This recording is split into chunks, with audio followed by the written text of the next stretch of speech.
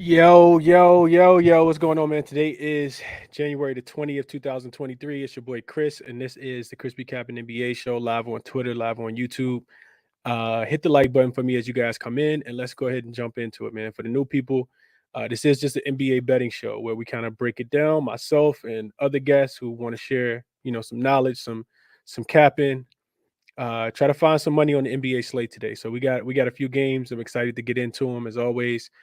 Quick recap of yesterday, coming off a pretty horrendous day. Was on Killian Hayes, as the whole world was once I found out his over points in the game in France yesterday. Um, didn't cash, wasn't even close. Also, Dame Lillard points last night. He finally has an off night in a game that I thought would be a little more competitive. And then I also was on Golden State. I'm sorry, wish I was on Golden State. Was on Boston minus the 5. Got the number as soon as it came out 2 nights ago. Told you guys to hop on that one early as well. So 0-3 night, looking to bounce back tonight. Also not looking to really force anything, right? Not trying to force anything. I feel like even sometimes you can have a lot of games and still not see a lot of value on the board. And that's how it kind of feels for me today. So not trying to get it all back today, but got a couple plays that I'm looking at, a couple plays that I locked in already as well. So let's talk about them. First game up, we're going to go to the actual first game on the board. Let's talk about the Pelicans traveling to Orlando today. So not anything. I talked about this one earlier on the morning show. Not anything that really stands out to me. I feel like it's a really difficult game to cap. You get the Orlando Magic coming back East Coast after a pretty long road. Excuse me, pretty long road trip. I think it was 5 games that they were out there for. And we just got confirmation that Markel Fultz is in. Gary Harris is also in the starting lineup with Franz Wagner, Banchero, and Wendell Carter Jr. So Franz was listed as questionable, and so was Markel Fultz, and they both look like they're going to give it a go in this game. So I think that makes the game even more competitive. The Pelicans on the other side coming off a really, pretty bad win on their, pretty bad loss on their part. They were on the road trip, come home for one game, got smacked up, ran out their own gym by the Miami Heat. Listening to the post game interview, Coach Willie Green talked about having to have the guys a little more motivated before they get started. I do expect a bounce back performance, but this Orlando team is one of the teams that you don't really want to fade coming off the road trips. We talk about it all the time. Some teams you want to fade off road trips. This team has actually played well, coming off a road trip. They do have a game tomorrow, which is, a lot of mixed and conflicting things, which is why I kind of stayed off of this one. But prop wise, I was looking at Markel Fultz in this game. His points and assists sitting at 19 and a half. He's gone over this number in 4 of the last 5 games on that road trip, averaging 15 and a half points and almost 7 assists, playing 27 minutes over the last 5 minutes as well. So his minutes have been there. He's leading the team in potential assists with 12 a game. Like I said, averaging 6.8, so right at 7. Pelicans, you look at this team, they're allowing the 4th most assists to point guards over the last 7 games at 9.83.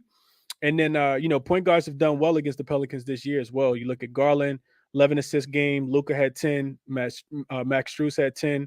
Ben Simmons had 10. Monte Morris, 9. Ja, 8. James Harden, 8. Tyus Jones, 8. Tyler Hero in the last game, 7. And the list kind of goes on and on. So I do like Markel Fultz. He's been shooting the ball, a little bit more as well. I do think this is a big prop game. I was looking at him. Also got a write up on Wendell Carter Jr. I didn't play either one of them, but those were ways I was looking to attack this game. Just didn't get to the window with either one of them. On the opposite side, excuse me. On the opposite side, of course, CJ has been the guy for the Pelicans. The Pelicans are, still shorthanded. No Brandon Ingram, no Zion Williamson. I don't know if we got any confirmation on I'm looking. I don't think we got anything. Looking for injury news on Herb Jones and Najee Marshall. I'm guessing those guys are in, because if they weren't, then I think this line would move. So that's how I'm kind of looking at this game. The Magic play against the Wizards tomorrow, so not the greatest of spots when you think about having to, go on a 5-game road trip. They are rested. They are coming off 4 days rest, but one game at home, and then they literally pack and probably fly tonight after the game. They don't typically, the players don't go home. Typically fly right out after that, after tonight's game to get to DC, because the game is in DC for tomorrow. So Not the greatest spot for Orlando. On the opposite side, the Pelicans do get a rematch with the Miami Heat on Sunday, so not the greatest spot. Both of these are non-conference games, both against this game against Orlando and the next game against Miami. But with Miami beating them by 26 points in the last game, they might want that one a little bit more. So, like I said, makes it a difficult game for me to cap. I'm staying off of it. Next game up, but I would look towards Markelle Fultz. Points plus assists is what I was looking at, and I think his PRA could actually be taken into consideration as well. He rebounds the ball well. The reason why I stayed off the rebounds is because he does have games where he doesn't get any rebounds at all. He'll have like 2, and some games he'll have 7. So the points and assists look a little more consistent. But like I said, I didn't play it. Just a strong lean there. Next game up I want to talk about is the I don't really want to talk about the Knicks and the Hawks game too much. I know that Trae Young was listed as questionable. Spreading this one, I think, was Atlanta minus. I think I saw that Atlanta's -4. Then it came down to 2.5. Now I think it's back up to 3. Trae Young being ruled. He's listed as probable now. Bogdanovich still listed as questionable. On the opposite side, the Knicks, it'll be their first game in a while that they haven't had Mitchell Robinson. I think Atlanta wins this game, man. I talk about, first of all, the Knicks have been good, right? Like they have been good in this spot. They're 16-6 ATS on the road. But there's some tweets. Let me see if I can find them real quick from one of the beat writers from let me see if I can find them real quick and pin them to the top so you guys can look at them if you want to. Some tweets that I found from the beat writers on the Knicks like maybe 2 weeks ago. He was talking about this team, and he was talking about how bad they are when Hardenstein is on the floor, the backup center, right? So I just pinned one of them to the top. I feel like it was 2 of them that so it's 2 of them actually. So this honestly, and just the way that the Hawks have been playing recently is why I kind of lean towards Atlanta in this game. Should be able to win this game by possession. Atlanta has a lot of turmoil that's going on, both inside the organization, with the players. It's a lot of moving parts, which is why I'm kind of off of this one. But Atlanta has won 4 in a row, going trying to make this the 5th game in a row. They've covered 3 of the last 4 spreads and 3 in a row as well. And like I said, I don't like the Knicks as much without Julius Randle. Without Mitchell Robinson. And you look at Atlanta, they are getting healthy. I know they just got Clint Capella back. So with Trae Young being upgraded to probable and Bogdanovich being listed as questionable, I think if Bogdanovich is in, I can see them, covering this point spread. But then again, it's the New York Knicks. As soon as you want to fade them is when they'll bite you in the butt. And as soon as you want to back them is when they'll bite you in the butt. So one of the reasons why I'm kind of off of this game, I feel like I'd rather, take my money and go shopping than the bet on this game. So that's what I got for you guys there. Not a lot. Like I said, slight lean towards Atlanta. Golden State and Cleveland is next. You missed the best of the line if you wanted this one. Everybody is resting for Golden State Warriors besides Kevon Looney, and Jordan Poole will be out there. So with Cleveland having a game tomorrow, a divisional game against the Milwaukee Bucks, it makes this game pretty difficult, I think, to get on a total. I think Cleveland probably tries to save something for tomorrow. Golden State, second night of a back-to-back, of course. They won't have a lot of offense out there. We know Cleveland's pretty solid at home, especially defensively. They're 15-7-1 against the spread. Coming off a pretty good game, shorthanded against the Memphis Grizzlies 2 nights ago. Lost that game by 1, but did cover the spread in that one. And then on the opposite side, Golden State did lose last night in overtime, but they didn't. They did cover the spread thanks to Marcus Smart. Thanks a lot, Marcus Smart. With the back-to-back turnovers at the end. So Cleveland has not covered a spread against the Cleveland Cavaliers or won a game dating all the way back to April 5th, 2019 was the last time they actually covered a spread. So I think, the status of Donovan Mitchell is important in this game. I feel like I know that the Cleveland Cavaliers just got Ricky Rubio back, but he's going to miss this game. He's out due to, load management, not trying to put too much on him. Donovan Mitchell, I think, in my estimation, it doesn't make sense to play this game when you got a divisional game tomorrow. So if he sits, that's less points in my estimation for this game. If that's the case, then I think the number drops, and then you may jump on the over because I didn't see him get ruled in. That's just the way I'm kind of looking at this game. But everybody, like I said in the starting lineup for the Golden State Warriors, is out for this game except Kevon Looney. And then they also got bench guys out as well. So not a spot I'm looking to back the Golden State Warriors in. Like I said, I wanted to get there on a total. I was looking at the Cavs team total to go over, but we might get a better line. Garland has actually been playing better recently, and he should have a lot of usage in this game. And there might be some value. I know a lot of Jordan Poole turnovers. The prop Jordan Poole does go over his turnovers when he's the primary ball handler for this team, and he will be with no Steph Curry and no Draymond. So I think if people are looking to attack this game and you can play turnovers, playing Jordan Poole turnovers is absolutely in play. And that's why we're kind of looking this one. Moving on, Miami and Dallas. I talked about this one earlier on the morning show. This is an ESPN game tonight. Two teams going in the opposite direction. Donovan Mitchell listed out. So now the total should drop. Just dropped. That just came out. Donovan Mitchell is not going to play, just like I kind of forecasted. I figured he wouldn't because he probably end up playing tomorrow against the Bucks. But then again, tomorrow's Saturday. It's the weekend. A lot of players take off on weekends. They call in sick. But looking at this game specifically, Miami Heat, Dallas Mavericks, ESPN game, two teams going in the opposite direction. Dallas has been god awful on defense recently. Offensively, they've kind of been there, but they will be without Christian Wood in this one. Miami Heat on the opposite side actually starting to trend in the right direction. They are 7-3 in the last 10 games, 7-3 against the spread as well. They typically play a pretty good defense when they're on the road in their favorite. So I kind of see that continuing. I talked about it this morning when I capped it last night. Dallas was actually 1-point favorites. Now Dallas are actually 2-point dogs. And I hopped on the money line. Earlier this morning, like 5 a.m. It was minus 108. And one of the reasons I talked about it was Miami doesn't have this long laundry list of injuries, right? Like this team, is finally starting to get healthy. They, Jimmy Butler and Bam Adebayo and Tyler Hero and Kyle Lowry and Max Strus and Gabe Vincent. None of those guys are on the injury report. Those are the guys that mean the most to this team. And they're not on the injury report. Udonis Haslem being listed as probable does not concern me one bit, right? On the opposite side, Dallas Mavericks, their defense, like I said, has been atrocious lately. Christian Wood, the little bit of rim protection that they had, he's going to miss this game. He won't be back for, I think the report said about 3 weeks he'll be reevaluated. Tim Hardaway Jr. may come back in this game. Well, he's listed as probable, so he probably will come back. Not 100% sure how well he'll be, feeling with their ankle injury. I think he did miss the last few games. So I look for Miami to be able to win this game, man. They're also 15-5-1 against the spread in the last 21 meetings in Dallas. Like I said, two teams kind of going the opposite direction. So I did play the Miami Heat on the money line when it was a minus 108, but I wouldn't be talked off the spread right now. I just think Miami getting healthy. I feel like, they have enough scores. I think they have enough defenders to be able to slow down this Dallas team. Only spread play for me today was a lot of bodies to kind of throw at Luka as well. Couldn't talk anybody off Luka.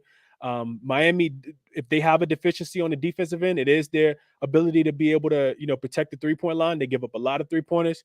They typically, let you shoot and don't, run you off the 3-point line because they do kind of limit points in the paint. So I would be looking at, I think my guy Mitch talked about Spencer Dinwiddie threes. He typically shoots the ball well when Christian Wood is out. So I would look for Spencer Dinwiddie to kind of pick up the offensive production because they don't have anybody else that's going to be able to score the ball like Christian Wood. So maybe that's more shot attempts. Herb Jones is in. Najee Marshall is out. Just got news of that. But yeah, that's the way I'll be looking in this game. I took Miami, like I said, on the money line. My favorite spread play of the day in a day where I don't really like too many spread plays. I got a quick write-up that I want to share with you guys for Bam, because he was another way I was looking to attack this game. Problem with Bam is while he's been consistent, when I take him, he'll typically be the day he dropped the ball. But Bam has gone over. I was looking at his points plus rebounds. So he's gone over the 32.5 points plus rebounds in 4 straight games and 6 of his last 7. Last 5 game stats show that he's averaging 22.5 points and 11.5 rebounds, which is good for 34 points plus rebounds. The Mavs, I talked about it. They will be without Christian Wood, who provides the little bit of paint protection that they do have. And in the last two games when he's played against this team last year, he's cleared the 32.5 points plus rebounds both times. Spoelstra also had a quote where he talked about, quote, I can't get him the ball enough. We can't get him the ball enough, end quote. So I do think that, Bam could come out here, dominate this game. I know I saw it earlier. Somebody shared that it's Tyler Hero birthday. And I think Tyler Hero props have been bet up because his points opened at 17.5 last night. And I think it's up to 18.5 now. I couldn't talk anybody off of that. Tyler Hero can score the ball. He's coming off a pretty poor shooting night, but he did, he was kind of the point guard. The reason why I don't really like these props for the Miami Heat when everybody is healthy is just because Herb Jones going to have his minutes limit. Is because they have so many capable scorers that they don't really need one guy to go off on every single night. So sometimes when Miami was healthy last year, it could be any given guy's night, and I think that that's symbolic of this year as well. Problem is we don't see them too healthy all the time. So favorite prop in the game would be Bam though to go over his 32.5 points, but Tyler Hero could clear his PRA as well. What else I got for you guys? Next game, the Clippers and the Spurs. This one's pretty easy. Not going near the Spurs. Clippers desperate for a win. This team is 2-8 against the spread their last 10. Also 2-8 straight up as well. Guess who else is 2-8 straight up? The San Antonio Spurs are 2-8 straight up in their last 10. So both of these teams, 20% win percentage in the last 10 games. The difference is San Antonio actually been playing competitively and covering spreads. They're 7-3 in that time during that time frame. And you look at, specifically for the Clippers, man, like eventually you got to get a win. You can't really, say to my guy AD could return next week. That'd be great. You can't really say too much about the win. You don't give the Clippers too many kudos for beating the Rockets at home by 21 points in a game where it took the fourth quarter for them to actually outscore them by 20 points to even win the game by 21. And you take away that win, and they've literally not covered their last 4 games against Denver, against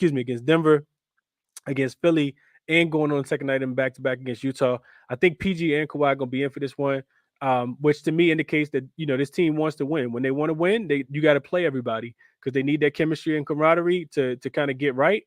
Earlier this season, these two teams have already played in Los Angeles, and the Clippers covered that point spread and won the game 119 to 97. So I'll be looking towards the LA Clippers and probably their team total to go over. Number probably it's not too inflated because the total is only 231, which means what half of that is what 115.5.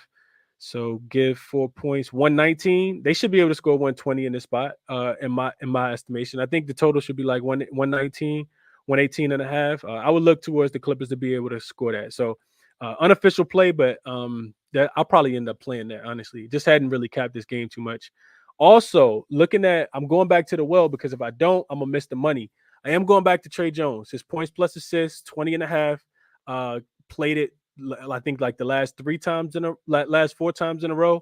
It hit 3 times in a row. Missed in the most recent matchup, but it wasn't because of him not attempting. He almost got cleared the line, anyway, but he missed it because he had a really, really poor shoot night on the game 2 nights ago against the 3 nights ago against the Brooklyn Nets. In that game, he shot the ball, pretty terribly from the field. But I'm cool. I'm cool with going back to him because he's such an integral part of the offense. Still no Devin Vassell, so it's the only way I could even look as far as a player prop. He'll definitely have the assist opportunities, and as long as he's knocking down a few shots, I think he's good to go in this spot. So real quick, in that game, he shot 4 for 14 and 1 for 6. So I can always live with guys who shoot the ball that many times. If you go, 0 for 5 or 0 for 3, Ben Simmons, and then you stop shooting the ball, then I can't really live with it if I'm taking your player prop. But if you shoot the ball, you start off 1 for 5, 1 for 6, and you get to 4 for 14, I'm cool with that because that tells me that the volume's there. He also had 5 assists. So like I said, he finished with 13 points and 5 assists in that game. So he had 18. Only needed him to get to 20 20.5, I think it was, or 21.5. So he still almost cleared it. I'm back on Trey Jones today over his points and assists at 21.5 is what I played it at earlier. Also probably gonna get there with the team total over for the Clippers. Probably first half and the full game, if I'm being honest, as well. So 4 official plays that I've given you guys so far. Sacramento, I'm sorry, the Clippers, first half team total, Clippers full game team total, Trey Jones, uh 20.5, 21.5 points plus assists, and then the Miami Heat money line as well. Next game, let's see what I got out. What else I got for you guys? The Pacers in Denver, not touching this game until we know the news about Jokic. He was listed as questionable earlier, if you guys saw. Downgraded to questionable. Denver, I mean, they probably, honestly, this Pacers team is pretty bad since Halliburton went out. They got smacked up the other day against Oklahoma City, beat them by 20. Also lost to Milwaukee and to Memphis and Atlanta ever since, and they lost the game that he got hurt, that Tyrese Halliburton got hurt in. So they've lost 6 games in a row. Of those 6 games, they've actually only covered 1, which is why I think this, the spread was so inflated all the way up to 11. If excuse me, if Jokic does play in this game, then I will be looking towards the Denver Nuggets first quarter, first half spread. Probably won't look into the second half because they're not as good in the second half, but that is where I'll be end up looking. This team is, they're still at home. Seems like they only play at home. Of their last 10 games, they've only had 2 on the road, and both of those games have been one-offs, and then they come right back home. This will be their 4th straight home game. So another, 2 more teams going in the opposite direction. They haven't been covering these big point spreads recently. They failed to cover against the Minnesota Timberwolves in a game that they could have lost, and they failed to cover against Orlando Magic in a game they could have lost if Jokic doesn't hit a step back 3-pointer. Beat Portland up. That was a divisional game. Beat them up pretty bad. Covered that spread, but I'm not, looking to lay that many points, which is why I typically take them first quarter, first half. It takes teams a while to kind of adjust to playing in Denver. If you guys are paying attention, which is why Denver first quarter, team total or first quarter on the spread has been such a profitable bet. First half as well has been profitable. This is Denver did go to Indiana earlier this season and beat them by 3 points. Of course, that was with Halliburton in. They beat them 122-119. Of course, Indiana will be without Tyrese Halliburton. And like I said, their offense has really, really struggled to score lately. Only scored 106 against OKC, which is a pretty good team. You take out the 119 they scored against Milwaukee, and this team has not gone over 112 points. So just really, really struggling to score the ball. And I would only be able to look towards Denver in this spot too. Like I said, specifically first quarter, first half. Brooklyn and Utah, talked about the team totals for this one. Just didn't get there yet. Brooklyn does, they're in a desperation spot. I think that's one of the things we kind of overlooked yesterday. I talked about taking the Brooklyn Nets yesterday against the Phoenix Suns, but Phoenix was also desperate, right? Both of those teams were coming in on a 3-game losing streak, and Denver and Suns were able to protect home court, win that game outright by 5 points, catching 3 points, catching 3.5 points. So I think, not a team you really want to bet against, but I mean, Brooklyn gonna have to show me something. Utah is not the greatest defensive team. They are, I think, 11th defensively last 2 weeks, but at the same time, Brooklyn's defense is top 3. Even last 5 games, they have been able to kind of, limit these teams, but they just can't score enough points. I do think at some point, they're going to get it right. I just don't want to back them on the second night of a back-to-back in altitude after, Kyrie had to go off and, really play hard. I do think that, if you want to, with Kyrie having such a crazy performance in the second half for the people who stayed up and watched that, or watched the highlights, Kyrie ended up with 30. He was not scoring the ball at all in the beginning, and he hit the game winning he hit the a 3-pointer to bring it, to make the game really, really interesting late. I think Kyrie can kind of build on that. If it was one superstar that I was going to ladder today, it probably would be Kyrie, because I feel like Brooklyn is in a sense of desperation, and they really, really, really need a win. So I know his points are, I think, at like 29.5 or 30. Kyrie will be the guy that I think will probably go off for 40 tonight. The back-to-back doesn't really scare me. Utah doesn't have anybody that can stop them. And if the other guys aren't hitting shots, yesterday I talked about Brooklyn, having other guys that can step up. Yesterday, TJ Warden didn't play well. None of those guys play really well. I think besides Joe Harris, I think Joe Harris did go 4 for 4 from three and finish with 16 points. But if Ben Simmons is going to continue to be pedestrian out there, then I do think that Kyrie could be the superstar that goes off today. I can see Kyrie going nuclear against the Utah Jazz because they're going to run up and down the court. I don't think that Brooklyn's in a position to be able to stop them, even though they are a pretty good defensive team. But I talked about it on the morning show. When Utah catches teams on the second night of a back-to-back and they're at home, they typically score the ball. So one of the hesitancies that I had is that Brooklyn defense has been playing pretty well, but I don't know how much they, lock in and focus on defense. If they're going to win the game, it is going to be because they play defense, though. I just don't know if they can slow down this Utah offense. Utah is the 6th-ranked offense over the last 5 games, and they have the major rest advantage as well in this one, with Brooklyn playing on the second night of a back-to-back. I do think, as far as motivation goes, Brooklyn is the more motivated team. You don't want to keep losing games over and over and over and over again. Eventually, you're gonna want to get a win. So, this one is a difficult one for me. But if I plan a player prop, I'm definitely looking towards Kyrie to probably go nuclear in this game. What else? 2 more games. So Memphis Grizzlies traveling to LA to host my Lakers. Spreading this one was at I saw it all the way up to 7. Looks like it's 6 now. What am I missing? Did I miss something? Bogdanovich gonna be a game time decision. I'm trying to figure out why this line came down. I don't think I saw anything. Oh man, let's see. Let me see. Y'all know anything in the chat? Let me know if y'all see something that I ain't see with the Laker game. Let me go to see what Underdog talking about. I feel like I didn't miss anything. I see the line coming down towards the Lakers. Najee Marshall, Herb Jones, Donovan Mitchell, Franz Wagner, Jason Tatum. Jason Tatum is out with a wrist injury for tomorrow. Giannis is questionable. Sabonis, LaMelo doubtful. TJ Warren, Terrence Davis didn't attend shoot around. I don't see what I missed. Maybe I don't know what it is, but money's coming in on the Lakers. Don't ask me why. I mean, Memphis hasn't been covering spreads, so I don't know. Maybe that's it. But I saw the spread go all the way up to 7 in favor of Memphis. Now it's back down. It looks like the 5.5. I don't see anything in the chat. It looked like nobody else can help me figure it out. Spread in this one is I'm sorry, the total in this one is going up. It opened at 242, is up to 244. I can't trust the Lakers offense. Really, really difficult for me to trust this offense when you just have LeBron. You look at the box score from the last game. Lakers they're so sporadic, right? And then I think there's also like Coach Ham has this thing where he's just kind of like trying to go with the guy that's hot. You don't really know who it's going to be. It could be Dennis Schroeder any night. Still without Lonnie Walker. Still without Austin Reeves.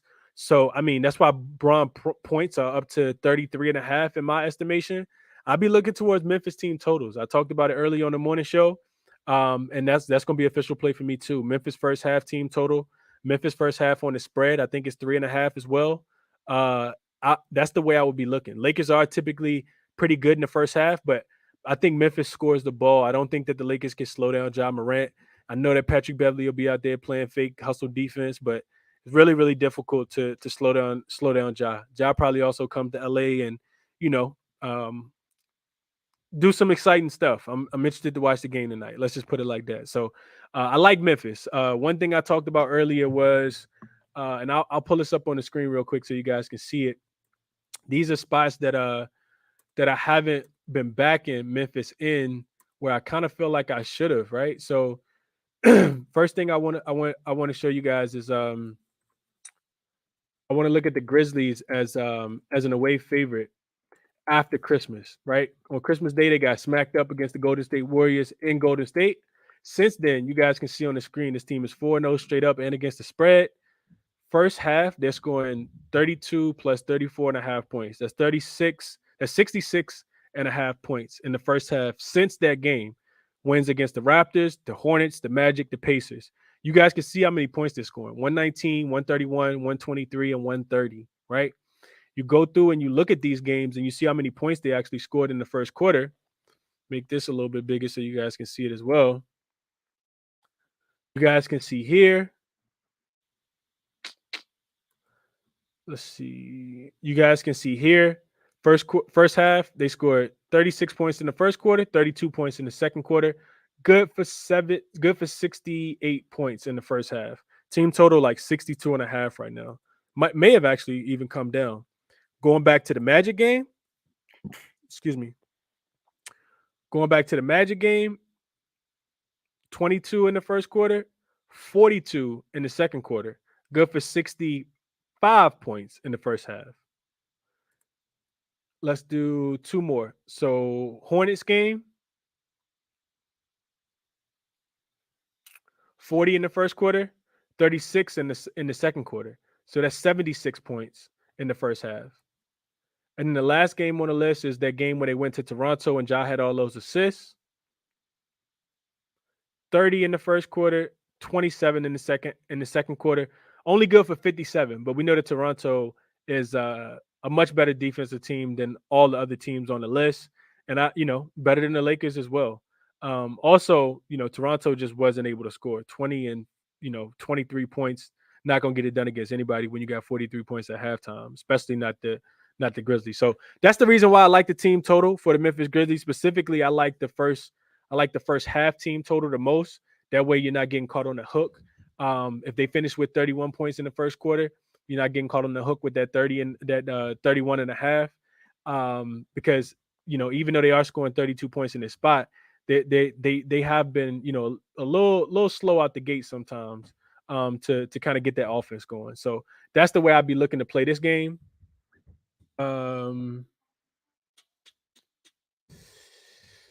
See, one more thing I wanted to look at.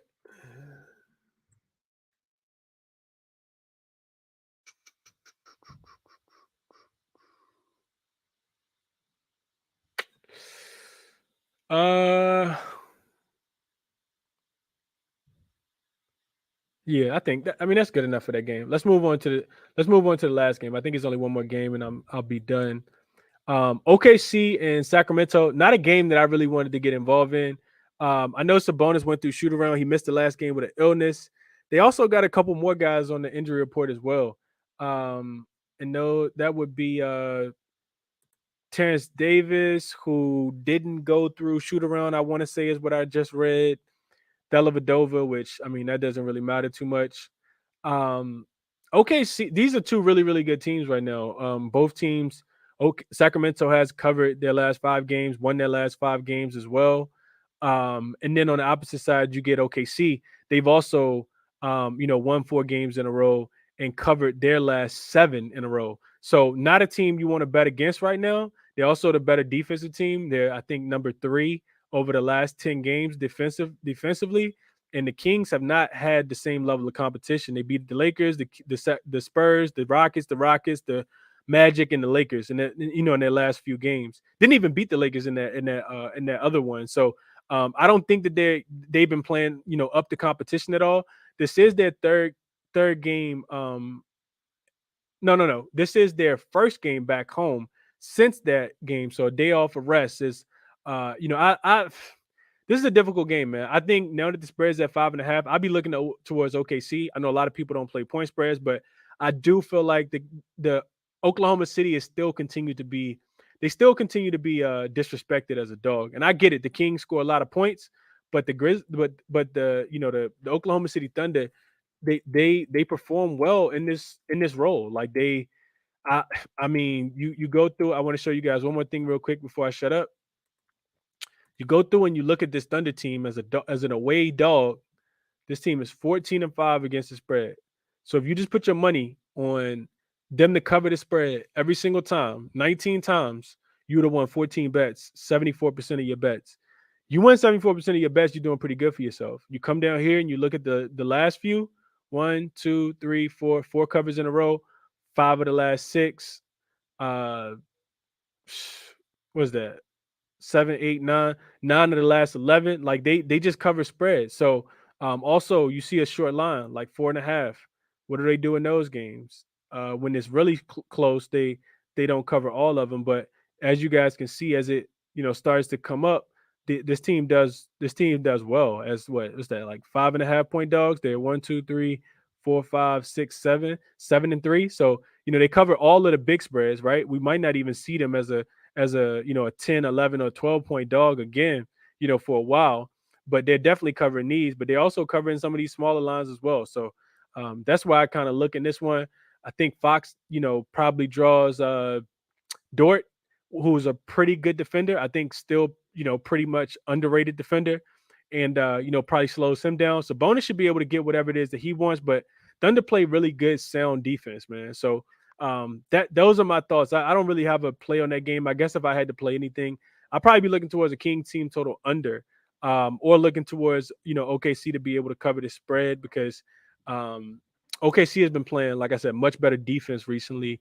And like I said, the Kings haven't really been playing anybody. We also don't know how well Sabonis is, right? Like that whatever he has is going through the team, right? They said that it could be a bug. Some of the Sacramento beat writers said that it could be a bug kind of traveling throughout this team. So that's what I got for you guys. Going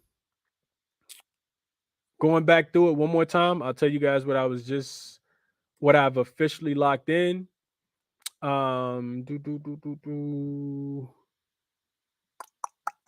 Miami Heat on the money line, I got it at -108.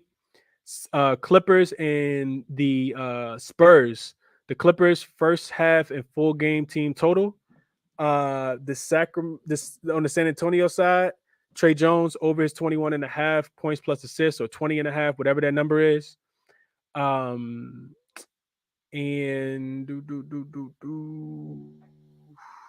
Memphis, first half team total. I like that one the most. I think it was 61.5 is what I got that. So those are my top 5 plays of the day. The only plays that I'm gonna be, only thing that I'm putting in, and they're light plays. I didn't play anything heavy today. NBA has been really weird, man. I think for the people that's been paying attention the most, the people that's been betting, frequently, I think they know. Says that Patrick Beverley fraudulent. I couldn't talk anybody off Patrick Beverley unders. This dude is not out there to score the ball. He's gonna be out there, but it won't be to score the ball. He goes under at an alarming rate too, for sure. So that's what I got for you guys, man. Hit the like button for me if you guys can. I always appreciate the love and the support. A lot of gratitude in my heart for you guys. And share your plays, man. Send me a request if you guys have anything that you want to share. Oh man, let's get to it. So first up, Frag, I'm coming to you. And then anybody else who got anything they want to share, like I said, send me a request, man. I'll get some people up. Frag, what's going on, my brother? How you doing? Yo, Chris, what's going on, brother? How are you? I'm good, man. I can't complain. What's going on? Yeah, man. Rough day yesterday, man. Them Toronto Raptors, man. Baby dinosaurs, man. They fucking sold my parlay, man. Hey, they wet the bed like my 4-year-old, bro. Couldn't play no defense. They had slow-mo drop a triple-double on them. I was in just disbelief. Somebody came up here and talked about slow-mo yesterday, too. Shout out to whoever that was. I forgot his name, but he was definitely up here preaching slow-mo. Yeah. But, yeah, so I had the Cavs money line and the Clippers money line locked in from yesterday, so I got that pending. And then I got 3 plays as far as player props. I'm going Tyler Hero today, 18.5 points. It's his birthday today. If anybody, yeah, it's his birthday. And I was just going off the last game too. He had shot 0 for 7 from 3. He had 14 points against the Pelicans at halftime, and then finished with I think 15. So I'll look for him to be more aggressive. With I see Finney Smith back in the lineup, so that I think he'll be on Jimmy. So I think Jimmy might be a little bit more passive, and Hero and Bam might be doing a lot of the scoring. And DeJounte, I think DeJounte had like 30 against the Mavs last game. So I think they're getting hammered by guards at the moment. And then my other play is going to be Kyrie, which you were speaking on. Kyrie, 28.5. We had set a discount. Last game, it was 29.5 against Phoenix, and now it's 28.5 against Utah. I know it's a back-to-back, but I don't put that into that caliber of player. Kyrie's a, Hall of Fame player, back-to-back. He's built for this. So 28.5 for Kyrie. Utah, they're not playing defense. They're not in the business of playing defense at the moment. Good team, but they're not playing D. And, so 28.5 for Kyrie. And then Ja Morant. I mean, 28.5 for Ja Morant. I mean, the Lakers not stopping John Morant. That's just they're just giving up to point guard. It's not happening. They're not stopping John. So those are 2 late nights, man. Kyrie and John, both 28 and a half, and then Tyler Hero 18 and a half for me. Hey, Brad, you got some good looks, bro. If if things go the way they should, you should have an undefeated night, right? I like the looks, bro. I worry about the Lakers is the blowout for John. That's the only thing I'm really worried about. Yeah, same here. I think there's a way that Ja, like I know, like sometimes it feels so easy to bet on Ja. You know what I mean? Like, cause he can go out there do so many magical things, but it's difficult for me to kind of gauge like what kind of night Ja gonna have, because he can have these nights where he have like 15 points and 14 assists, right? Or he can have these nights where he has like 40 points and like 3 assists. You know what I mean? I think the Lakers don't really strike me as a defense that's going to, like make it difficult for others to score. Like if you go back and look at Ja games where he has the most assists, typically against is against like the stingier defenses, right, in the league, because like like Toronto, or like I know the game against Denver, like he scored a lot of points, but the when the Grizzlies function,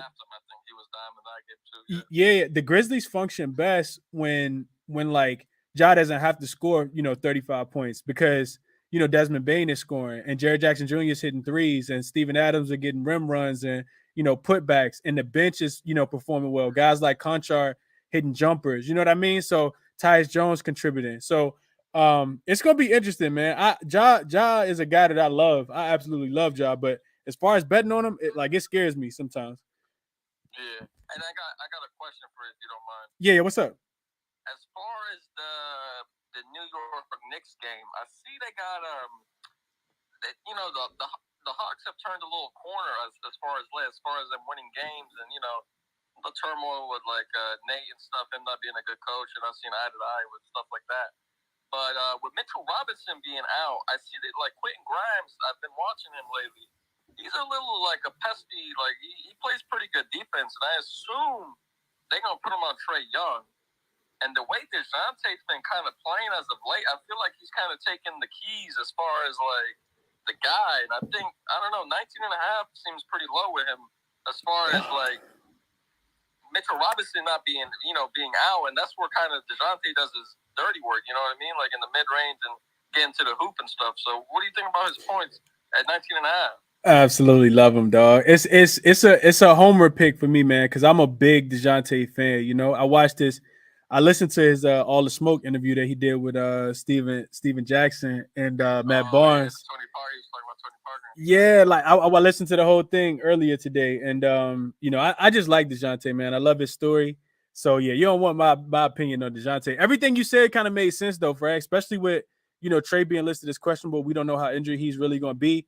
And DeJounte has kind of turned up. He talked about, being in the locker room, like limiting the outside noise, just trying to be, bring some of those leadership qualities that was kind of instilled in him by Tony Parker, by, Kawhi, by some of the OGs, as far as like a player development type thing, because they don't have that in Atlanta. Atlanta don't got a lot of OGs on their team. They got, a lot of young guys who don't have a lot of experience, but, coming from a system with Pop, where you just kind of thrown out there to the wolves and you got to kind of, get it out the mud. It's his thing. So, I think he kind of embraces that, Fred. I think he's, trying to lead by, he always talks about leading by example in all his interviews as well. So, bro, I could talk about DeJounte all day, bro, but I would only be able to look towards him going over his points prop too. Especially if Bogdanovich gets ruled out. Yeah. That's what I'm saying. Yeah. So I think that's key in this one. Man, I appreciate you, Chris, man, letting me come up here and speak and answering questions. Absolutely, bro. You just get my wheels turning too, bro. So I'm just thinking out loud, and I might end up playing some of these, man. Appreciate you, Frank. Best of luck tonight, man. Best of luck. Yep. Absolutely, right back at you. Let me kick it to Dream real quick. What up, Dream? What's the vibes, man? How you? I'm good, Dream. Trying to get to some money, bro. Bad day yesterday. Looking for the bounce back today, man. How you doing? I'm alright, man. I can't complain. I got a few looks. First, I want to piggyback off what my man just said. He gave me some ideas. So, that Tyler Hero triple-double plus 9,000 at FanDuel right now, if y'all want to sprinkle that. I mean, I'm pretty sure he's had one before. If not, he's been close. Uh-huh. If You know, Tyler Hero, he do be trying to chase rebounds. Or you could go on like points bet and do like 10 rebounds and 8 assists, and that's plus 4,500 there. So yeah. But for my official plays, I got 3 of them. Real quick, I got the Clippers money line and Memphis money line. And a parlay for money line parlay. I got it at minus 116. It's probably a better number right now because Memphis line went down. When I got it, Memphis was minus 7. They're minus 6 now. Like you said, I don't know why the line going down, but it's going down. So I put that in for a unit. My next play is Thomas Bryant under 20.5 points and rebounds. The line came down to 19.5. It's still fine. For me, anything lower than that is kind of spooky. But the reason why I'm playing this as a Laker fan, I watch a lot of our games, and I've noticed that Wenyen Gabriel basically is taking his minutes. So I try to do some digging. And I saw the last 4 games, Thomas Bryant has played under 25 minutes. The last 3 games, he's played 20 minutes or less. Wenyen Gabriel, the last 4 games, played 33 minutes, 26 minutes, 24, and 24 minutes. As far as the numbers, Thomas Bryant has gone under his 20.5. The last 4 games, he's gone over the 19.5. The last 3 games, pretty easily. If you want to just play his points, I think that's fine as well. You got JJJ down there too. So it's going to be hard for anybody to score as is, as long as you don't get in foul trouble. So I really like that. I would even play his all unders because, like I said, he's losing minutes. And I think he's losing minutes because he doesn't defend. He's a good rebounder. He can hit a shot. But when it comes down to defending in the crunch time, he doesn't do that well. So I'm on that under. And my last play is going to be Jalen Williams from OKC. Now it's it's a couple Jalen Williams. Hold on, let me make sure I know how to spell something. It's Jalen, Jalen Williams, but it's over stocks. 1.5 stocks, minus 130 steals and blocks. Basically, he's covered this line 6 or 7. 6 of the 7 last games. And if you want to get spicy and like just play his 2 steals plus 190, he's had 2 steals 7 of the last 10 games. He's just a young boy who's a real good defender, and this is going to be what I think is a high-paced game. The total is letting you know that it's in the 240, so a lot of possessions, a lot more chances for steals, blocks, and all that. And he's consistent with the number, so I love to play. As far as blunt money bets, which I just like to sprinkle a little bit on them, ladders and all that. I'm looking at Andrew Nembhard, man. He cashed me out earlier this year, and he's been kind of fronting ever since. But he took 16 shots last game, and we know that Denver struggles against guards. So you can actually get his 20 points at PointsBet at plus 900 worth of sprinkle. And Tyus Jones, he cashed me out at plus 1,000 2 games ago. The last game, he had 2 assists, so I'm going to sprinkle 8 assists again at plus 1,000 and see how that go. Okay. Run through them real quick one more time for me, Dream. All right. So the first play is a Memphis Clippers money line parlay. Minus 116. Thomas Bryant under 20.5 points and rebounds. He's losing minutes to Gabriel. And the last one is going to be Jalen Williams from OKC over 1.5 blocks and steals. Okay. He's covered that 6 of the last 7. Okay. And then you said Tyus take him up to 8 assists? Yeah, plus 1,000. And I like Andrew Nembhard tonight. And Nembhard, yeah. Scored 20, plus 900. Yeah, Nembhard, Dream, like, bruh, like I totally understand what you're saying. No, I'm not gonna disagree with you, bro, because I think he definitely could get there. You know what I mean? And I don't know, maybe it's like a West Coast thing because in the I think it was like the second game, or was it the first game? I think it was the first game. They played Portland and they played Golden State. I can't remember which one came first, which one came second. But when he was out on the West Coast. And he that was his first start. He had like 31 and 13, like the career night. So hopefully you cash tonight, Jane, because he went to OKC. OKC, I think,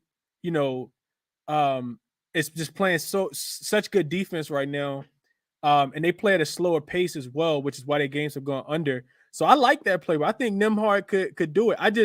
For me, Jim, because I thought about Gabriel. I thought about Nembhard. I was like, do I go back to Nembhard or do I trust TJ McConnell? Because McConnell it's going to be one of the two, right? Like it's either going to be Nembhard or McConnell because both of them going to have the opportunity. Like, Rick Carlisle going to put both of them in. It's just who's going to be able to produce the most. You know what I mean? So it definitely could be Nembhard. I love the value that you're getting on that one, Dream. And that Thomas Bryant looks super sneaky. Will only be able to play him under, especially with, like you said, Wyndham Gabriel still in his minutes. The thing with that, Dream, I know you're a Laker fan, so you've been watching. It's just like we don't have a closing lineup, right? Like Bron talked about it a couple post games ago. Like whoever gets hot for the Lakers is who's going to be in because there is no like main rotation right now. So if Thomas Bryant gets in foul trouble like early in the game, he might not even play the second half. And if he does, it might be for like 3 minutes. But if he gets hot early, he could ride him. And then Wyndham Gabriel could be the guy that, does it, get kind of regresses. Because I've been watching like Schroeder. Schroeder like was balling, shooting 65% from the field, killing it. Back-to-back 20-point games, everything. Then he done had like 4 games in a row where he can't get the double digits.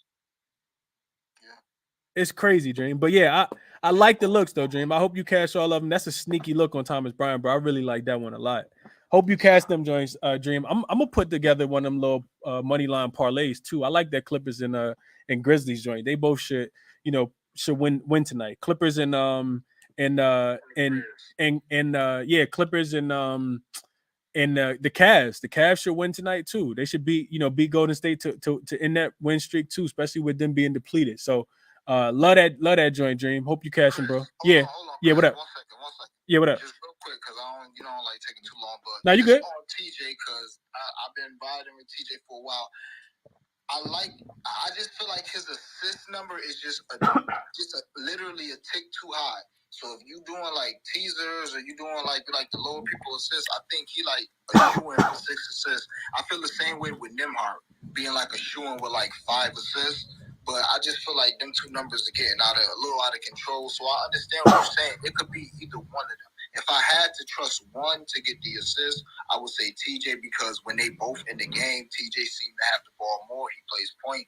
Nembhard goes to the 2, and that's a little more. That's another reason why I like Nembhard to score more tonight as opposed to TJ. But like you said, it could literally be either one of them two, or it could be none of them because none of them are greats. No, that's a fact. That's a fact, Dream. Hey, as always, man, y'all give my guy Dream a follow, bro. Dream be dropping the plays. He drop them on his page late at night, man. Extremely talented guy. Love the work that you doing, Dream. Always gonna have a spot on the show, bro. I hope you catch the plays tonight. Good looks as always, bro. It seemed like your brain worked the way mine do. A lot of the times when you coming up with your plays, bro. I like them. Let me kick it to Ben real quick, and then I want to kick it to Pick 'em P. Matter of fact, let me go to Pick 'em P first, and then Ben, I'm gonna come to you, and Stefan, I'm gonna come to you. What up, Pick 'em P? What's good, Chris? How you doing, man? I'm all right. We're gonna do it like this, right? I'm gonna give you my 2 cents, and I'm gonna ask for 2 cents back. All right, bet. So from what I heard, I really wanted. I wish I had saw this early. I wish I saw this angle early. I would have played DeJounte points. Only if it's like around 21 and a half, like 20 and a half. Like if it's around there, then I would have played it. Because with Mitchell Robinson, as your resident Knicks fan, I'll let you know, with Mitchell Robinson out, we're going to be food in the paint. Like a reason why we were so good was because he was really like stopping that dribble penetration, like getting offensive rebounds, crashing the boards, like doing what he does. Like that was a good contract. So him being out, DeJounte is like much more comfortable. He's going to have space in the paint. He'll probably get some rebounds. Like he'll get some easy mid-ranges. So I like that a lot, especially with the attention going to Trae Young and the way the vibes is going. Everybody want to be on job points, but they're not really sure what to take. I would lean towards the assists or like rebounds and assists. Why I say this is because like if you get in the line at around like 7.5, that's a good number. Like Ja hits that. He's the offense runs through him, and not just like offensively, but like to get guys open as well and to like loosen up and break down the defense. So it's not just a game that he can go crazy on. Jaren Jackson Jr. has a great matchup. He can go off. Dylan Brooks can have a night. Like Desmond Bane has been hitting 25 the last 3 games. Steven Adams would be real rough and tough in the paint against what I think is not too tough Lakers team. Really, it could be anybody's night. So that means the ball. You should probably bet on the person who's going to have the ball in his hands and is going to be able to make those decisions and make those guys shine. Everybody wants to look good in LA, not just John Morant. That's my 2 cents. Oh, I got actually a little bit more. I took SGA points. I had gotten it at 28.5, and against a fast-paced Kings team, I'm just gonna keep it simple. I'm gonna take that. Zubac 2, that's me keeping it simple, double. It was plus 105, so that was good value. I really only put a half unit on it. So against the Spurs, he's violated them before, so I don't see why he could do just moderately as well tonight, especially in a night where they need a win, so they need to take advantage of these matchups. And those are my 2 cents. What I need from you or from the community is, yes, Kyrie plays like a shooting guard, but he is the point guard. And I think if Nets ultimately want to succeed with KD out, Kyrie's going to have to look like he did in Boston, where he's trying to facilitate and trying to get some assists and trying to get the offense running outside of him. Why not Joe Harris? Utah is second most in opponent threes and most to the shooting guard, the actual traditional shooting guard position. Most points and most threes to the shooting guard position, which plays right into Joe Harris's hands.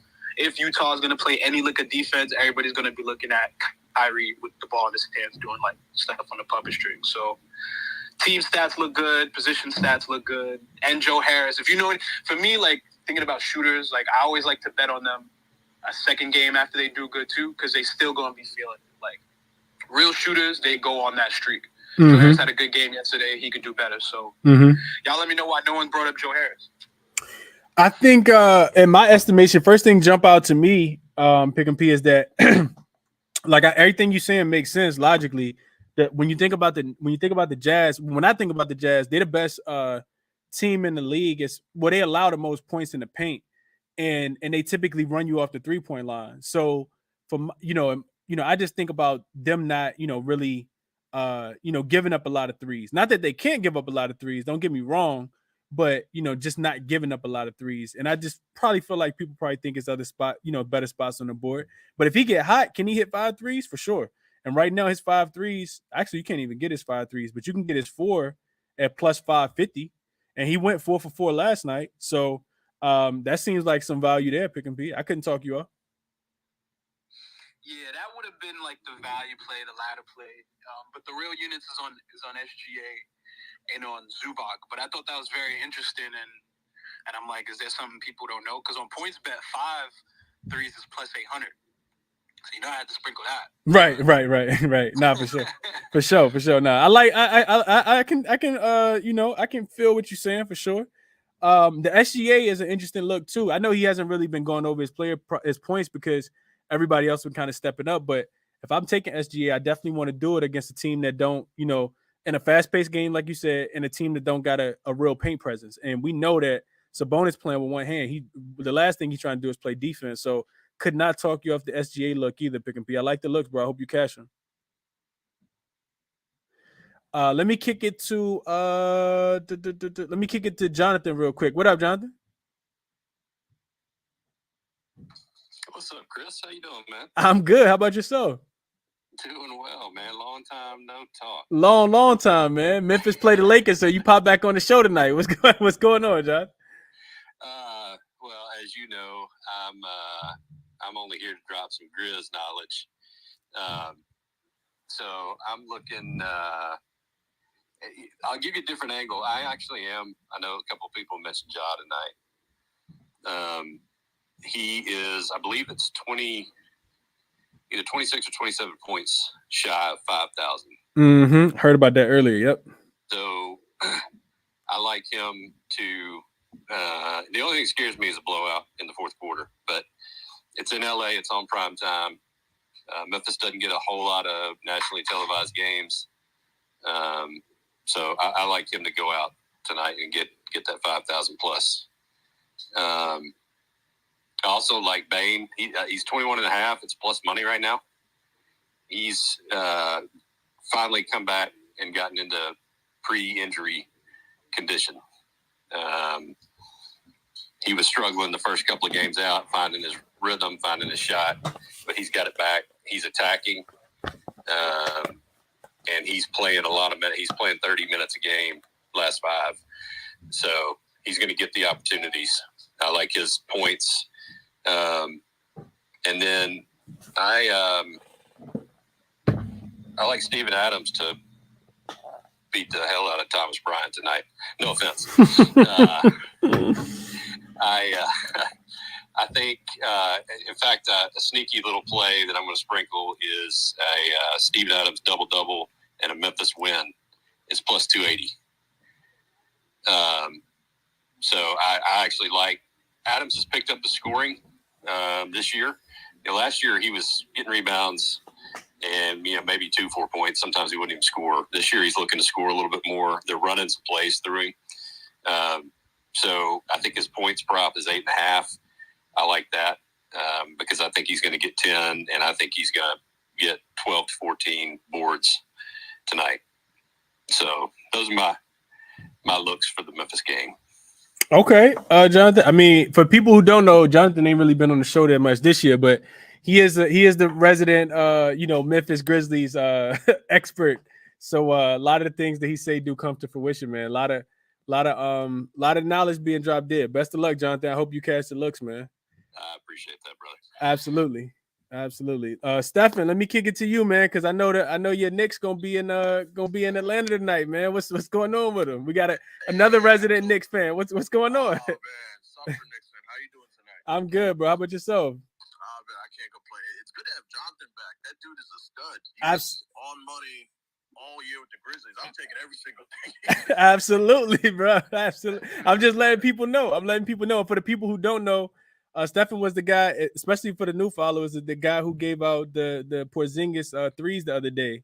I don't know anybody who took them straight, but I mean, he cashed. He talked about the Knicks playing. I think if I can quote you, Steve, is that stupid drop defense. Oh my God! Yeah, every single game. I mean, it's hard to listen. Whenever I have like a really good game, I always like to temper expectations for the next one because like I like my reads, but like I don't like to come off here like I'm an expert, but I know some things. But in this game, I mean, apologies if I'm repeating anything that's already been said. I joined late. But obviously it's been covered ad nauseum about Hartenstein, the Knicks defense, the interior. It stinks. Everything Capella, the double-double at 200 I grabbed earlier because I'm guessing his minutes going to bump up. He also averages 13 and 12 boards against us historically, but he's not going to run his usual minutes. But as long as he gets 25, 26 minutes, I just like his points. I like his rebounds. I like his double-double. I think it's just going to be a disaster down there. Couple things I'm looking at is DeAndre Hunter's points. We obviously are terrible against the small forward, and that was with Mitchell Robinson. Doing some reading today about like why the Knicks defense is so bad. It's not just Mitchell Robinson, but it's also RJ Barrett. His defense differential is pretty awful. So I threw a full unit on Hunter's 14.5. He had 21 against us earlier at the Garden. So whenever people do things against the Knicks, I always bet on them to do it again with the Knicks. So I took his 20 at 370. Now, this one is cliche. I always hate going for the public bet, but it's just Trae Young's threes it just feels like too obvious to me. Like I took his 3, his 4, his 5, his 6, all the way up to 1,200. And my reasoning is, for one, at home he shoots about a 1.5 more threes. That's one. 2, historically against the Knicks, his threes at home against us, I want to say something along the lines of 4, 4, 1, 4, and 6. And finally, against us, the way to kill us on the glass is offensive rebounds. Like Mitchell Robinson's awesome at that. But I just think that with Capella playing more, Hartenstein just being down there, being soft, I just think there's just going to be a bunch of offensive rebounds, some unsettled situations, and like someone's going to be open on that 3-point line. I think Trae, especially on a Friday night at home where the Hawks turn up. Like, I was actually going to ask you this because I didn't take it. What are your thoughts on the Hawks' first half team total over 59.5? Because they've covered that the last 3 times on Friday night at home. And if you look at their last 5-6 games where they've been on this hot streak, I want to say they've covered that like 5 of the last 6 in the first half. Yeah, so first of all, off the Trae Young look, right? I was also thinking that, right? Like I don't think I mentioned it earlier. I can't like remember everything that I've been thinking, but I'm so glad you brought it back to my mind. As soon as you said it, I wrote it down, put your name beside it, and put a star. Because if I play it in the hit, I'm gonna definitely shout you out for sure. But so first off, I love that look. Like you said, y'all give up threes at an alarming rate. Trade back at the crib. I think there's something to like taking these players who like don't have like you don't have the ability to like tank their odds throughout the day because you don't get their lines until late. Like, Trae Young, you couldn't bet on him last night because, he just got upgraded to, the questionable earlier and then probable, of course. So I love the Trae Young look. Looking at the box scores, everything you said is right on par. Like he do go crazy against y'all at the crib, 4 threes, 5 threes. So I'm probably going to be putting a small ladder in on his threes as well. Appreciate you sharing that. And then as far as the team total stuff, so it's interesting and it's kind of conflicting, right? Because I shared it up top with Hartenstein in the games, and of course this was tweeted out 10 days ago, so you got to go back 10 games from the date of the actual tweet. But with Hartenstein on the court, y'all were a minus 53, and with him on the bench, y'all were a plus 68. So what I'm thinking is, y'all miss a lot of shots, but y'all get a lot of offensive rebounds. Julius Randle rebounds all the way up to like 14 and a half or 13 and a half, something crazy like that, because he keeps getting all the rebounds. Hardenstein is not that great of a rebounder. I feel like them having Capella back, Okongwu, Hunter, like even DeJounte is a really good defender for his size and his position.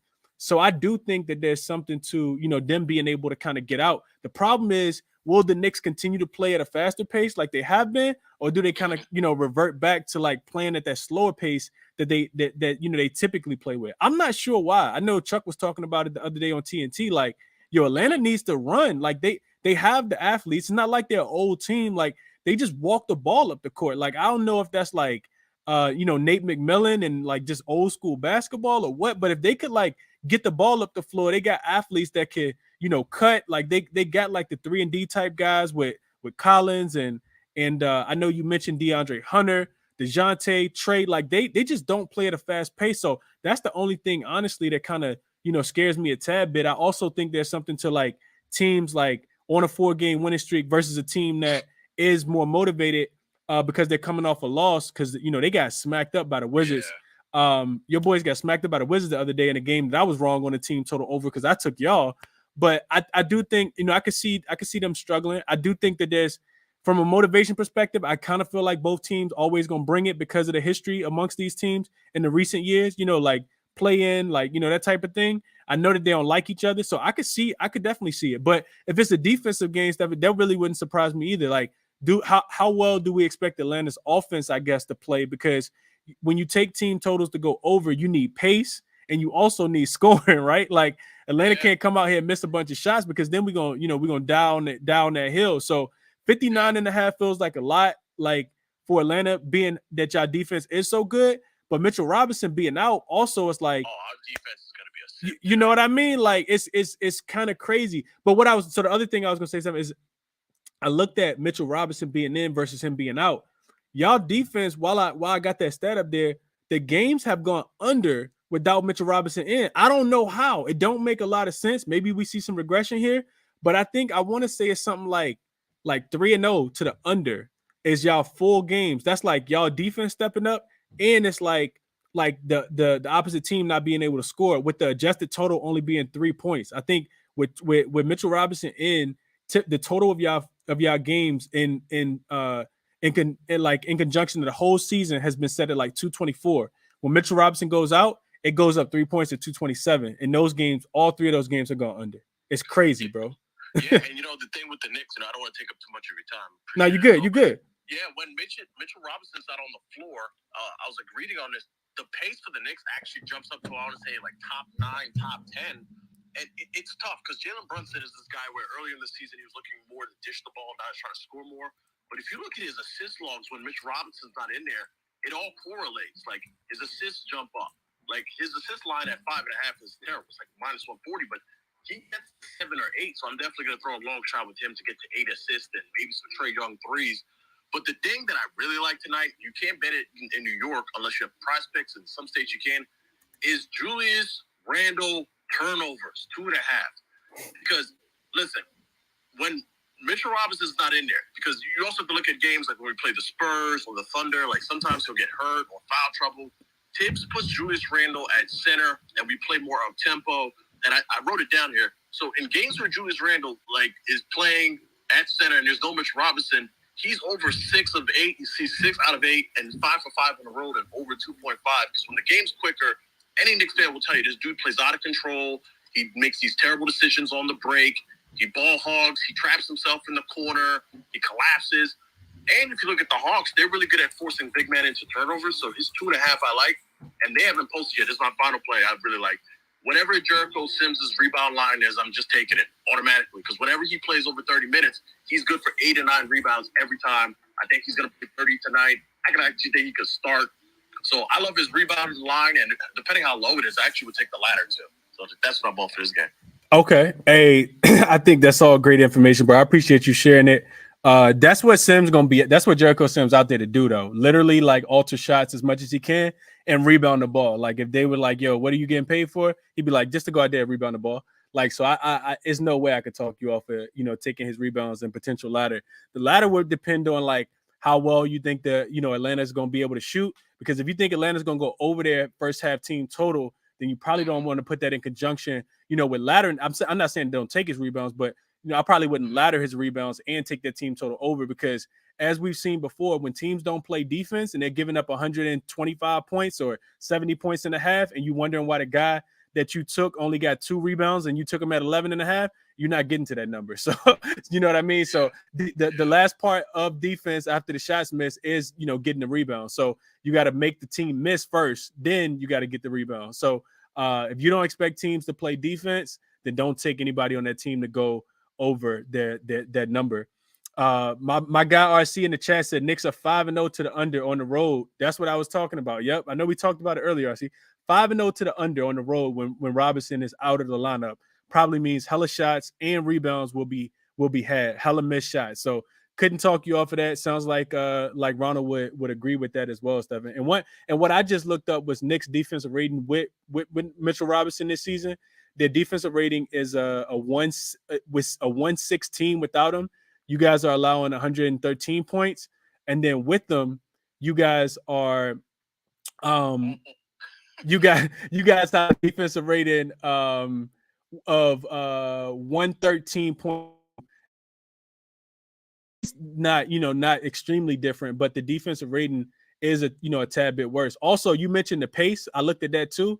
So with them, you guys played a much slower pace, 95.93. We know that the Knicks play pretty slow as well, just in general. But without them, like you said, 100.07. So you do see the pace increase about 5/10 per one.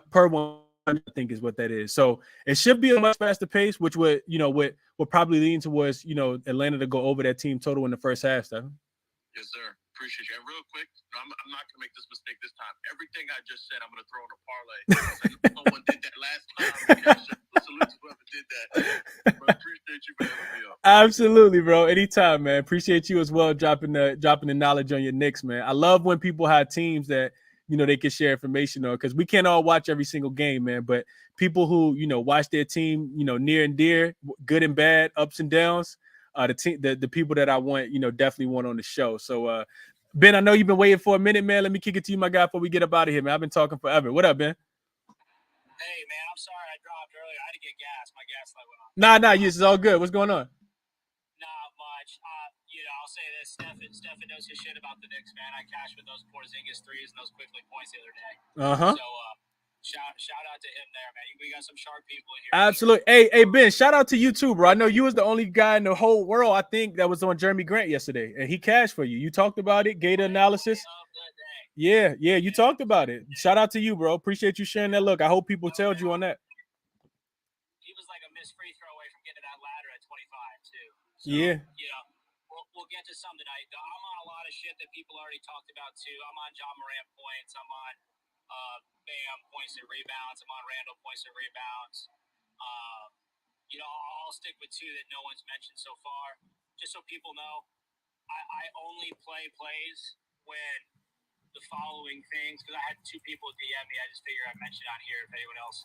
I only play plays when a player has a positive home road split in the environment they're in, when they have a plus matchup, and when they have a usage increase for some sort of reason, whether it's someone's in the game or someone's out of the game, or they have a history of playing more minutes or taking more shots against a specific team. So the theme of that is Jakob Poeltl and Jared Allen. We get the exact environment we want with Jared Allen tonight. No Mitchell and Garland at home against a center on a back-to-back. Jared Allen averages more points with Garland than without. He averages more points without Mitchell than with him. He averages more points at home than on the road. He averages more points at home with Garland than any other environment. And he gets Looney, who's, like I like to refer to, a fake center, who had to play in overtime last night. So I love Allen at the 14.5. And if you love him at the 14.5, and you've checked his game log this year with Garland at home, you have to like him at the 20 for plus 320 as well, or plus 3 something, depending on what book you're on. Because if he's going over the 14.5, he's usually pushing 20 to 22 points. I don't know if anyone can get a ladder up to 25. It might be worth it. I can't find one anywhere, so I won't speak to that. I don't really look too much into it because anyone can get one. But I took him up to 25. And then Jakob Poeltl, same deal. He's had some success against Zubac since the start of last year.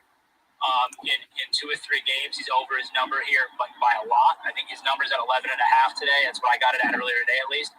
Last year in 3 matchups, he had 17, 6, and 20.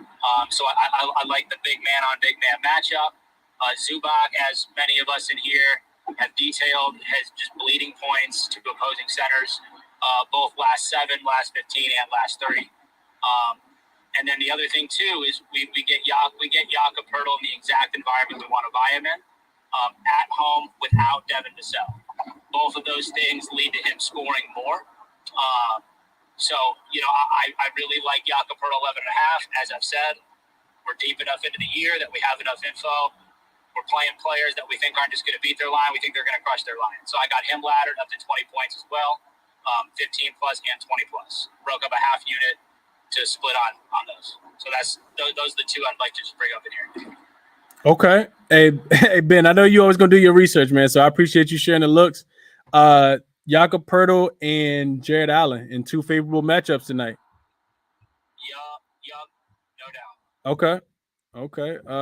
Let me kick it to Bet with the boys, and then we're getting up out of here. What up, Bet? How you doing? What's up, Chris? How you doing, man? What's going on? I'm doing pretty good. How about yourself? Great, brother. I'll be real quick with it. I don't know if you guys covered this yet, but I'm on the Heat -2. Pretty much the spot I like. I've been running with all season. They're kind of like, Dallas right now is defensively has been regressing heavily. They're giving up like 138.5, 135.5 points in the last 3 games. They're having some trouble stopping the bigs, and the Heat are in a huge progression spot. They're starting to come alive. They're starting to get healthy. They got pretty much everyone besides Duncan Robinson back, and they're in a good spot where Dallas is going to be out with Wood tonight.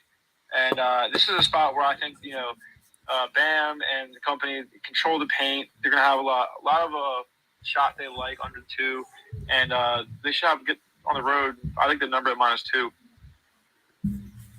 Hey, I'm on it with you, man. I took the money line. It was actually my only my only spread play. I got them when they were a -1 this morning. Talked about it on the morning show. So I'm with you there. I'm on the Miami Heat with you. I didn't take the -2. I got on them at the -1, but all the analysis that you said, like it even more. Glad we aligned on that one. Yeah, 100%. I got it a little late, so props to you.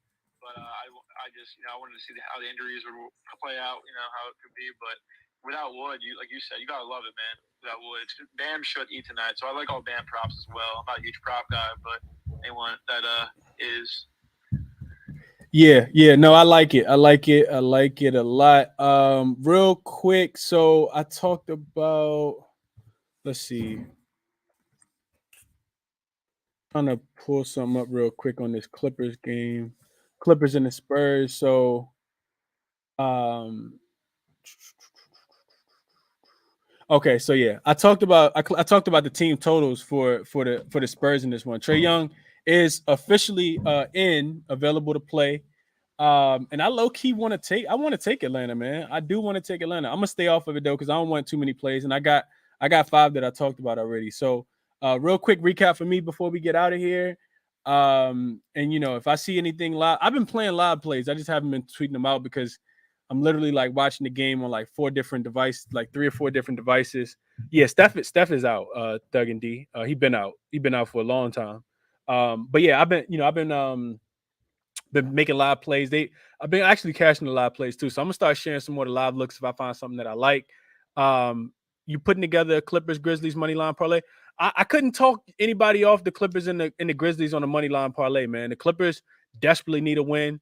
The Grizzlies, I think the Lakers could cover that game. I don't know if they have enough to win that game, but I don't know if I'd be looking at the Grizzlies as the second leg. I think if you put it together, you want to take the Clippers. They need a win, and I think you take the Cavs before you take the Grizzlies. I think if you ask me who could win the game between the Lakers and the Cavs tonight, the Lakers and the Warriors, I tell you that the Lakers would beat the Grizzlies before the Warriors would beat the Cavaliers tonight. That's just how I'm seeing the game. The Jazz, like I said, the only thing that scares me with the Jazz is their defense can fall off a cliff at times. Also, you get a really, really motivated Brooklyn team. I know Brooklyn hasn't been playing well recently, but Brooklyn should come out here and they're not going to lay down. Like, are they expected to win the game? No, but I don't think it's going to be easy by any means. Imagination.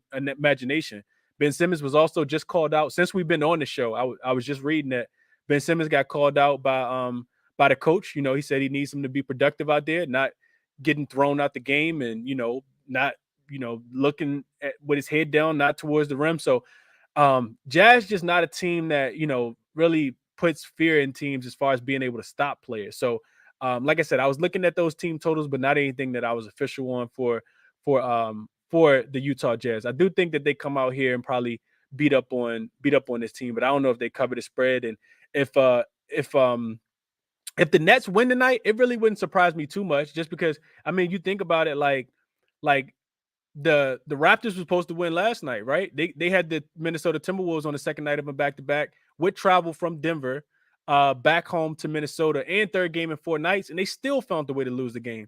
And the theory is that at those spots, the team that is on the second night of a back-to-back and a third game in 4 nights, traveling from road to home, typically you have legs in the first half. Your leg's supposed to die in the second half. In the second half, if anybody was watching, that's when the Raptors actually let up off the gas and the Timberwolves started playing much better defense. So it makes no sense. The NBA is janky right now, and that's one of the reasons why, if I don't feel extremely confident in a leg, because y'all know I'm parlay stuff, if I don't feel extremely confident in a leg, I'm not just throwing my money away needing 2 things to happen when I could just bet my money on one. So if I'm playing a money line parlay, I'm probably looking at the Clippers and I'm looking at the Cavaliers. I think the Cavaliers can get the job done. And they both, they got a game tomorrow as well. I don't think that the Golden State Warriors should be able to, win that game. Garland and the boys should be able to get the job done. They also coming off a loss to the Memphis Grizzlies as well. So I would look at them before I look at the Grizzlies. The Grizzlies should win the game though. But yeah, do what you want to do with that Coca, I think is how you pronounce that. I probably butchered that. But yeah, official plays for me, like I said, I'm on the Miami Heat on the money line. Probably gonna rock with my guy Stephen and ladder Trae Young threes. On Trey Jones, I talked about that, 21.5 points plus assists. Also on that Grizzlies first half team total over 61.5. And then the Clippers. If they ever gonna score, it's gonna be tonight. They should be sped up by the San Antonio team. They played a fast pace, so I expect the Clippers, who have been struggling offensively, they'll get Paul George back and Kawhi. I expect them to be able to score the ball tonight. So Clippers first half team total over 58.5. That way I don't have to worry about the spread. Clippers full game team total over 119.5. No way they shouldn't score 120 points in this spot tonight. Top 5 plays for me. Hit the like button for me on your way out. Appreciate you guys as always. In the show the same way I always do. And back tomorrow. I know we got games tomorrow. I haven't even looked at the slate, but I'll check it out soon. None of this is financial advice. It's all theory and logic and query and trends. A bunch of other sharp people as well, kind of capping these games with me, capping these props with me. I appreciate you guys for tuning in, man. Bet with your head, not over it. Best of luck to you guys tonight. Back at it again tomorrow.